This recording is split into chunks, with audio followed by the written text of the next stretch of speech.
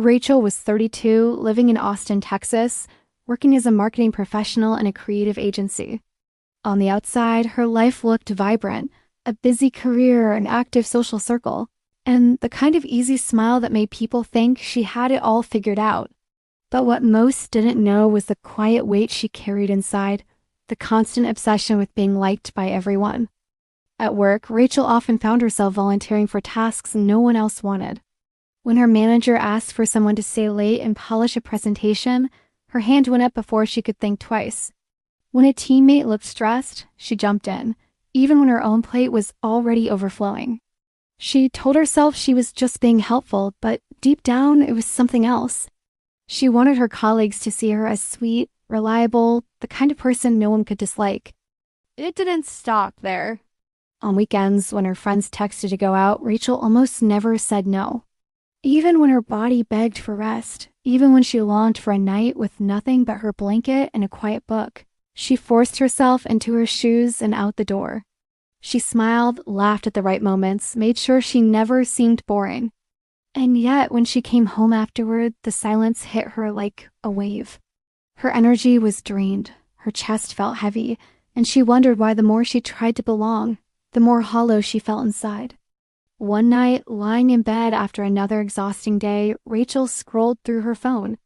She paused at a post she had shared earlier, a photo with a caption she thought was thoughtful. Most of the comments were kind, but one stranger had left a criticism. Just a few careless words, but they pierced her like a needle. Rachel lay awake that entire night, her mind circling that one comment, her body restless under the weight of it. Days later, she finally confided in her older sister. "I just want people to think well of me," she whispered, her voice breaking. "But the more I try, the lonelier I feel. Why does it never work?" Her sister studied her quietly, then smiled with a kind of calm wisdom. "Rachel, do you know this? No matter who you are, no matter what you do, there will always be about 30% of people who like you, 30% who don't, and the rest simply don't care. The more you twist yourself trying to please everyone, the more you'll lose the only person you can't afford to lose, yourself." Those words landed softly but deeply, like a seed planted in her heart, and that is where today's journey begins. Because this truth that you can never be universally liked is not a tragedy. It is an invitation to freedom. In today's world, it feels almost impossible to escape the pressure of being liked. Social media magnifies every smile, every word, every moment of our lives, and with it comes the silent question: will people approve of me? Will they follow me? Will they think I'm enough? We don't just share our experiences anymore. We share them with an invisible audience, waiting for validation in the form of likes, hearts, and comments. And yet, the more we chase approval, the less peace we seem to find.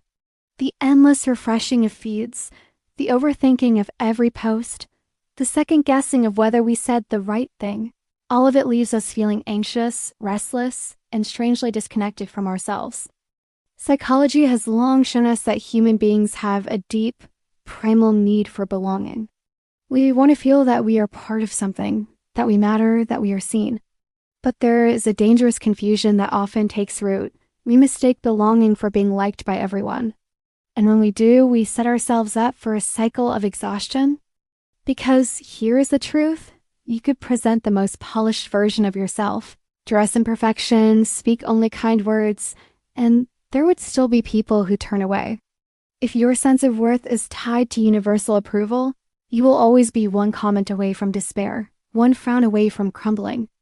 On the surface, everything may look fine. Smiles at parties, friendly exchanges at work, but inside, your heart may tremble, constantly waiting for someone else's opinion to decide whether you are lovable or not.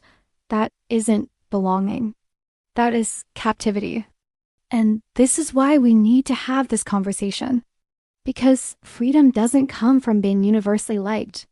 It comes from understanding where our worth truly lies. In this video, we will walk through 3 stages together. First, uncovering the hidden trap of wanting everyone's approval. Second, shifting our perspective to see the truth more clearly. And finally, learning gentle but practical steps to step out of that trap and back into ourselves. Back at the office, Rachel's habit of chasing approval became even clearer through her interactions with Laura, a colleague known for her straightforward, sometimes sharp feedback. Whenever Laura criticized Rachel's work, even in a professional, constructive way, Rachel's stomach would not. Her mind would immediately spiral into panic. What can I do to make Laura like me? How do I prove myself so she won't think badly of me? She started staying late, polishing reports until her eyes ached. She cracked jokes in meetings, hoping to lighten the mood. She even went out of her way to bring Laura coffee, small peace offerings disguised as gestures of kindness. And yet nothing changed. Laura remained the same, direct, reserved, not easily impressed. The harder Rachel tried, the more invisible her efforts seemed. Instead of feeling appreciated, she felt smaller, weaker, almost invisible. This is the silent trap so many of us fall into, defining our worth by how others respond to us. When someone praises us, our spirits soar. When someone criticizes us, we plummet into self-doubt. Our sense of self swings like a fragile pendulum, entirely dependent on external winds. But living this way is exhausting. Imagine walking through life constantly on edge, scanning every face, every tone of voice, every glance, searching for signs of approval or rejection. It leaves you depleted, anxious, and insecure. And no matter how much energy you pour into pleasing others, the result is never enough. There will always be someone unimpressed, someone who doesn't laugh at your joke, someone who doesn't see the effort you've made. Over time, the cost becomes heavier. You begin to lose touch with who you are, because every decision is filtered through the question, what will they think of me? Your relationships grow shallow because they are built not on authenticity, but on performance. And deep inside, fear becomes your constant companion, the fear of disapproval, of criticism, of being seen as less than perfect. Here lies the painful paradox. The more you try to secure love by pleasing everyone, the more disconnected you become from real love. You silence your own voice in exchange for nods and smiles that never truly satisfy. You live in a cage, its bars made of other people's opinions. And the truth is simple yet hard to swallow. You cannot walk freely if the strings of your self-worth are tied to someone else's hands. Psychologists call this tendency to fixate on criticism negativity bias. Our brains are wired to notice threats more than comfort, disapproval more than acceptance. One harsh comment outweighs a dozen kind words in the way we process it. But here's the truth. Awareness gives us choice. Once you recognize that your brain naturally latches onto the negative, you can gently redirect your attention. Rachel began to see her experiences differently. Laura's coldness at work, that was just part of the 30%. A dismissive comment online, another part of the 30%. She didn't need to fight it anymore. She could stop chasing and start choosing. Choosing to notice the warmth of her supportive colleagues, choosing to feel grateful for her true friends, choosing to focus on the voices that actually nurtured her growth. And that shift, though small, was revolutionary. Because the freedom Rachel longed for was never about making everyone like her. It was about learning where to place her heart, her time, and her attention. The deeper truth is this: you cannot control who will like or dislike you. But you can control where you turn your gaze, what you allow to shape your spirit, and where you pour your energy. And in that choice lies a new kind of power, the power to live authentically without the endless weight of trying to be universally approved. Gentle steps to heal. Healing rarely arrives like a thunderstorm. It is more like the slow unfurling of dawn, the way light quietly stretches across the horizon, almost unnoticed until everything is bathed in gold. For Rachel, transformation began not with a grand moment, but with gentle steps, each one small and imperfect, but undeniably real. She realized she could not undo years of people-pleasing overnight, but she could begin again, one breath, one choice at a time. Step 1. Acknowledge the 30-30-40 rule. The very first step was simply to remember. Rachel took out her journal, a soft leather-bound notebook she had bought months ago but never used, and wrote in large letters, 30% will like me, 30% will not, 40% will not care. She underlined it 3 times, as if engraving it into her mind. Whenever someone seemed distant or unimpressed, her first instinct was still to panic, to spiral into overthinking. But now she had a phrase to anchor her. One morning, a colleague gave her curt feedback on a draft. Rachel felt the familiar sting, her chest tightening. But instead of losing sleep over it, she opened her notebook and whispered, this is just part of the 30%. She reminded herself, I don't need to be everything to everyone. My worth is not at stake here. It wasn't magic. The discomfort didn't vanish. But the words acted like a hand on her shoulder, guiding her away from old patterns of despair. With time, she began to see the rule not as a harsh sentence, but as a gentle truth, one that freed her from the impossible task of universal approval. When you accept the 30-30-40 reality, you stop personalizing every reaction. You realize rejection is not always about you. It's often just about life, perspective, or timing. And this awareness is the first key to inner peace. Step 2, stop chasing, start nurturing. Rachel soon noticed how much energy she had poured into people who didn't truly see her. For years, she had tried to win over Laura, stretching herself thin in the process. But one day, as she sat alone in the cafeteria after another awkward attempt to connect, she thought, why am I investing so much in someone who doesn't want my presence when Sarah has been sitting across from me all along with warmth in her eyes? That afternoon, instead of chasing Laura, she walked up to Sarah's desk. Want to grab lunch together? She asked shyly. Sarah's face lit up. What followed was not a strained, performative conversation, but genuine laughter, easy silence, and mutual encouragement. Rachel felt something she hadn't in a long time. Safe, seen. She realized she had been watering barren soil, begging for life to sprout, while neglecting the garden already blooming around her. From then on, she chose differently. She texted the friends who always checked on her, even when she was too busy to notice. She spent evenings with people who celebrated her quirks instead of criticizing them. Slowly, her life began to fill with relationships that nourished her instead of draining her. Love grows where it is nurtured. When you stop chasing shadows and turn toward the light, you discover that the relationships worth keeping do not demand that you twist yourself into someone else's shape. Step 3. Build inner validation. Still, Rachel knew she couldn't rely solely on external support. Even the most loving friends could not fill the void if she continued to doubt herself. She had to learn to recognize her own worth, independent of applause. It started small. After completing a campaign at work, instead of waiting anxiously for her manager's praise, she took a quiet moment to acknowledge her effort. I worked hard. I did my best. That matters, she whispered. She began writing affirmations on sticky notes and placing them around her apartment. On her bathroom mirror, I am enough as I am. On her fridge, my value does not depend on being perfect. On her desk, I choose to honor my effort, not just the outcome. At first, the words felt forced, even awkward. She had spent so many years listening to the inner critic that these new voices seemed foreign. But over time, the repetition softened her heart. It was like learning a new language, the language of self-compassion. One evening, while journaling, she wrote a sentence that made her pause.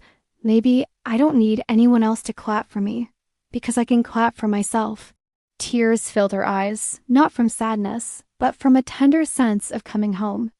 When you give yourself validation, you break free from the endless hunger for others' approval. You become your own safe place, your own gentle witness. Step 4. Practice selective attention. Of course, the outside world did not change overnight. Social media remained a noisy place, full of opinions, some kind, some harsh. One afternoon, Rachel shared a professional post on LinkedIn. Dozens of people liked it, some even praised it. But one comment stood out, a dismissive remark from a stranger. For a moment, the old spiral began again. Her hands grew clammy, her heart raced. But this time she paused. She took a deep breath, recalling the workshop. Not every voice deserves my attention.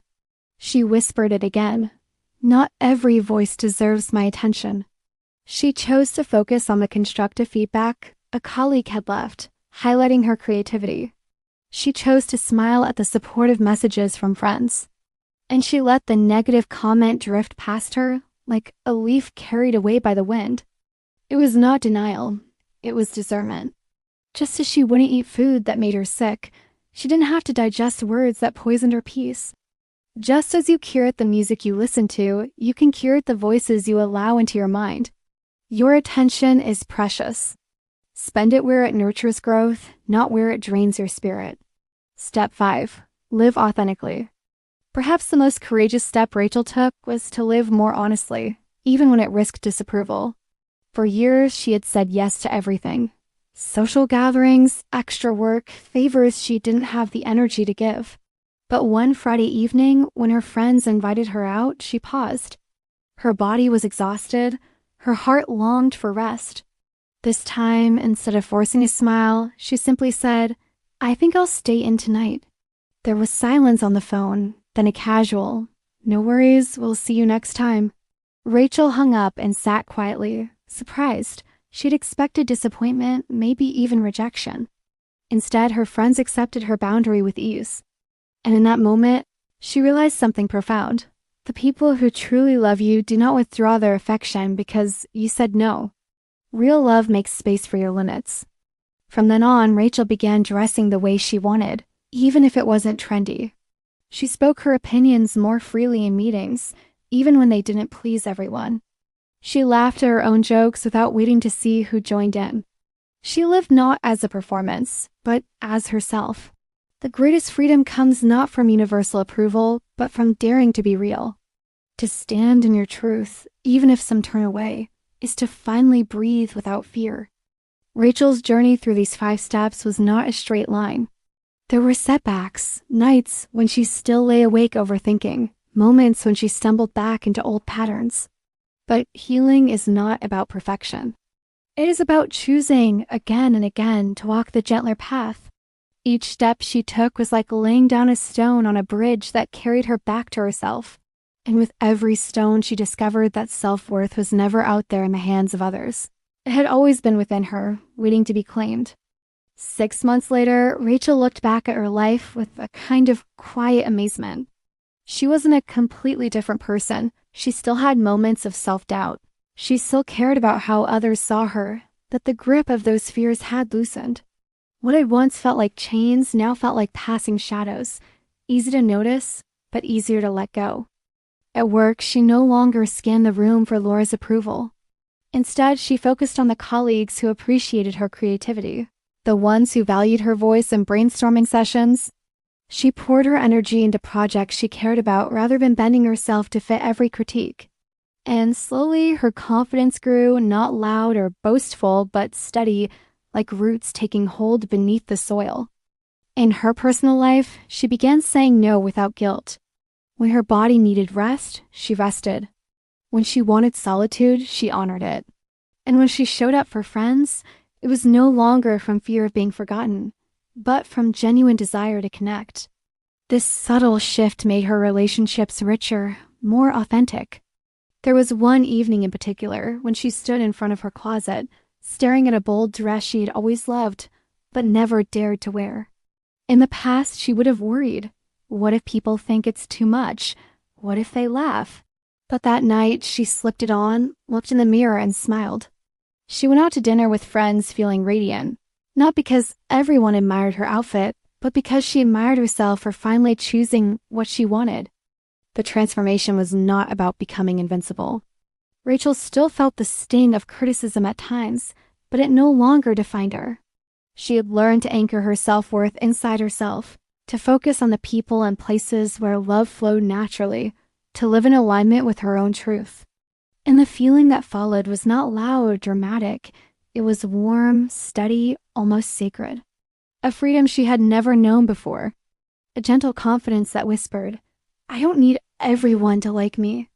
I only need to keep liking myself." The moment you stop chasing external validation is the moment you truly begin to live your own life. So let's return to the truth we've uncovered together. No matter who you are, no matter how much effort you give, life will always divide itself into 3 groups. About 30% of people will like you, 30% will not. And the rest, 40%, will remain neutral, too absorbed in their own worlds to pass judgment either way. This isn't a curse. It isn't a failure. It's simply how human connection works. And once you accept this truth, something remarkable happens. You stop fighting an unwinnable battle. You stop twisting yourself into shapes that were never meant for you. Instead, you begin to taste freedom. A gentle truth to hold close. You don't need everyone's approval. You don't need every room to applaud, every person to smile, every stranger to nod. What you need is your own peace, the kind of peace that comes from knowing you are enough, exactly as you are. If you've ever found yourself caught in the endless loop of wondering what others think, if you've ever lost sleep over a comment or forced to smile just to keep everyone happy, know that you are not alone. And also know this, you don't have to live that way forever. I would love to hear your story. Have you ever struggled with the need to be liked by everyone? Share your story in the comments, because your voice might be the reminder another woman needs to feel less alone and a little stronger today.